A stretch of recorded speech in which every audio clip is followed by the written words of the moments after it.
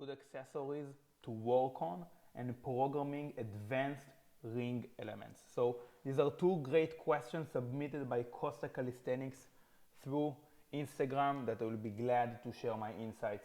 I want to start with the latter, how to program advanced ring elements, and I will make this applicable for average folks training for even easier skills, as I think that this area of programming is not too difficult or shouldn't be too difficult. The accessories portion we will dive in later.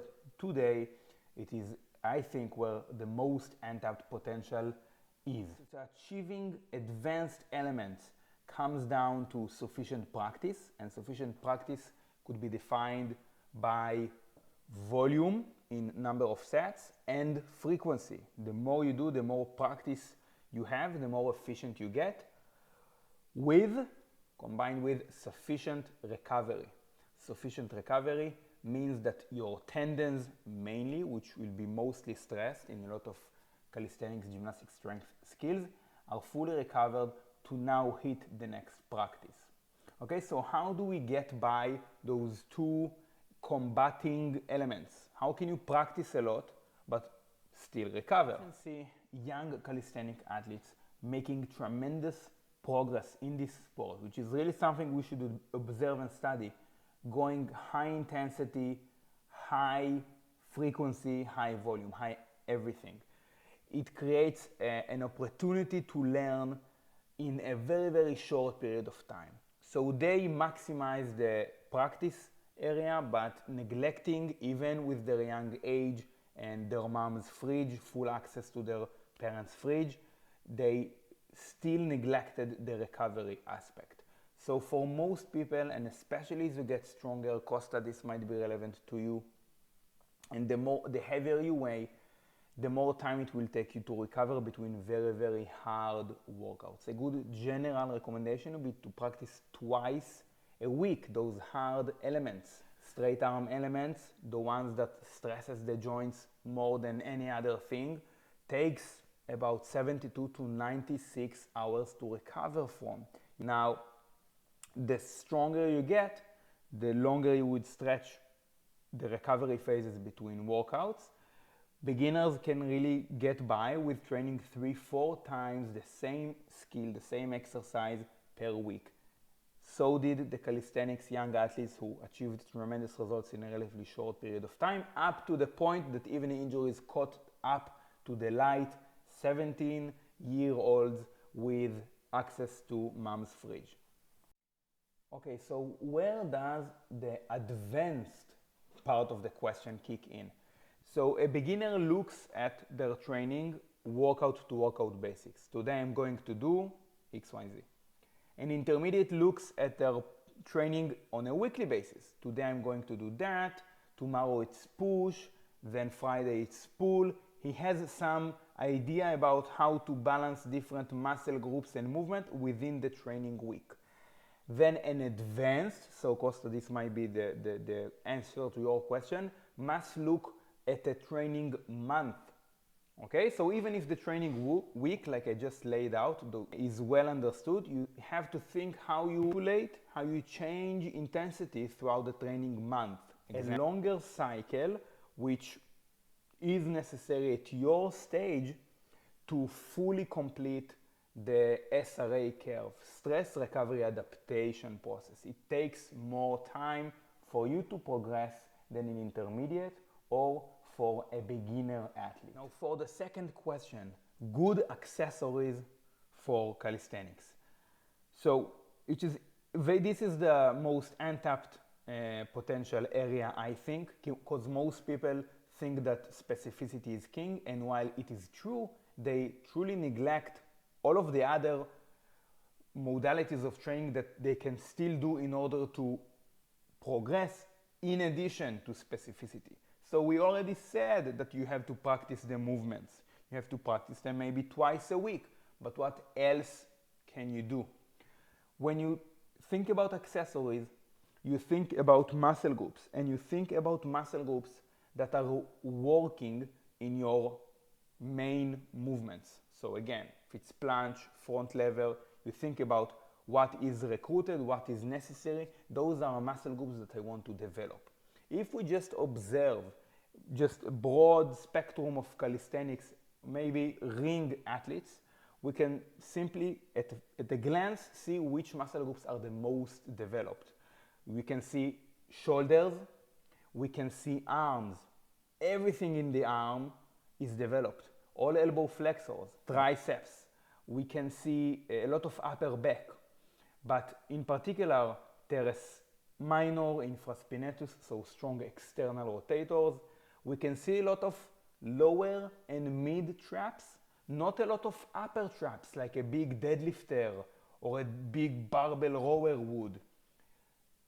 Gymnasts have relatively wide back for their frame with a lot of detail, but not a lot of mass, not a lot of thickness. So if you look from the profile, they are quite slender. Not a lot of rhomboids, not a lot of spiny erectors, upper traps, huge muscle groups that usually come with heavy barbell training. Although it is fine at first when building the base to just smash all of the body using basics to build general muscle mass, eventually you will have to develop certain muscle groups, the gymnast physique, in order to improve your performance, and building a lot of mass that is irrelevant, even if we are talking about pure lean mass, to your task. In fact, it will hinder performance. Up till now we have just observed athletes and derived targeted muscle groups, but you will have to specifically choose muscle groups necessary for your skills, which you can at first do by practicing and feeling which are your limiting factors, weakest link in the chain. So a few guiding questions can be: which muscle do you feel most when you finish the set? Which muscle gets sore the most the day after training, or the most fatigued during your rest between sets? Those are leading questions that can guide you to find your weaknesses. If you are doing a planche and at the end of the set you feel mostly your shoulders, your anterior shoulders, then that hints of a potential weakness. If you feel mostly your elbows, that hints of a potential distal bicep tendon weakness. Now this is quite vague, I understand. You can take a more research approach using information such as free articles that I wrote about the planche and iron cross and how you break down the movements and target certain muscle groups for the skill, or for example Against Gravity book by Simon Pose, a gymnast Italian gymnast that I follow. For example, he shared an EMG activation study where he shows that in the iron cross you have, in a chronological order, the short head of the biceps is the most recruited, and then you have the teres major, the pectoralis major, latissimus dorsi, and long head of the triceps. Those are the most engaged, recruited, necessary muscle group, the top 5 for the iron cross, and it makes sense. So when you think about it, gymnasts have very developed limbs, where powerlifters have a very developed torso. It makes sense because their torso has to support 300 kilogram barbells or even more than that. Whilst gymnasts, they stretch their limbs out. Think about an iron cross, which makes the smaller muscle groups and tendons the limiting factor. So they get stronger limbs, biceps, triceps, shoulders, posterior deltoids, upper back, like we said, a lot of details, but not a lot of chunky midsection and torso. People still don't speak in these terms.